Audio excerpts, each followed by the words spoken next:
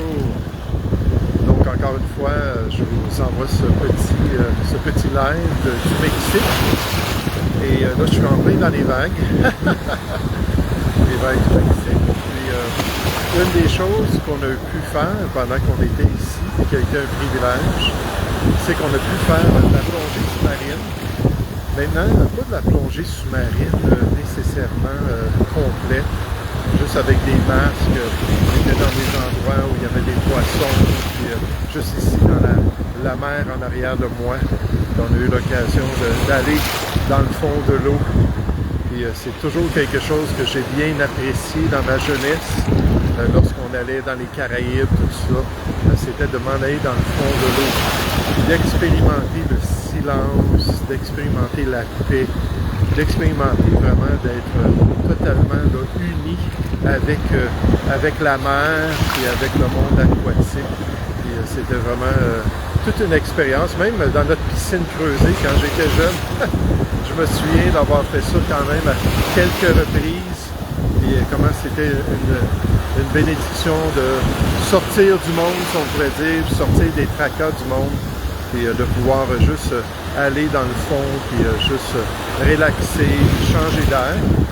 Et alors que je pensais à ça, dans mon culte hier, j'étais dans le livre de Habakkuk au chapitre 2, et j'étais en train de lire une prophétie concernant les derniers temps, qui est répétée aussi ailleurs dans l'Ancien Testament, mais surtout dans Ésaïe chapitre 11, et qui parle du fait qu'un jour, lorsque le Messie d'Israël va régner sur la terre, que la terre entière va être remplie de la connaissance de Dieu.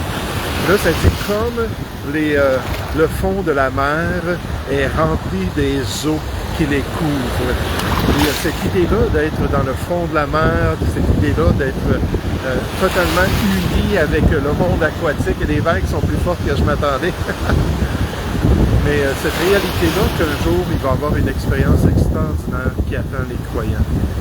Qui attend l'être humain aussi, ça va être l'âge d'or de l'expérience de l'homme, c'est qu'on n'aura plus à se poser de questions concernant l'existence de Dieu, on n'aura plus à demander aux gens « aide-moi à connaître le Seigneur ».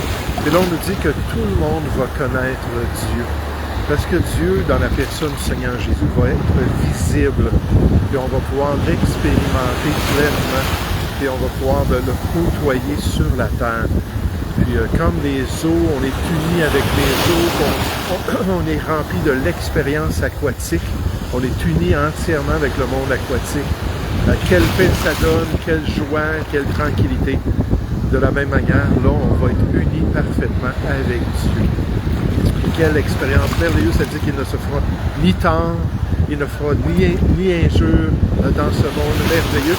Là, je fais attention parce que je ne veux pas que les personnes se rapprochent trop de moi, mais on va avoir vraiment un temps extraordinaire pendant ce règne millénaire. Ça nous dit que la nature, on appelle ça dans Acte 3, le renouvellement de toutes choses, la nature va revenir comme elle était dans le jardin d'Éden, les animaux vont être dociles, et l'expérience de l'homme va être extraordinaire.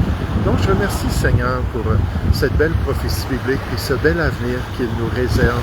Et entre-temps, on fait de notre mieux pour en inviter le plus possible à cette réalisation du plan parfait de Dieu dans l'éternité et surtout pendant le millénium de Christ.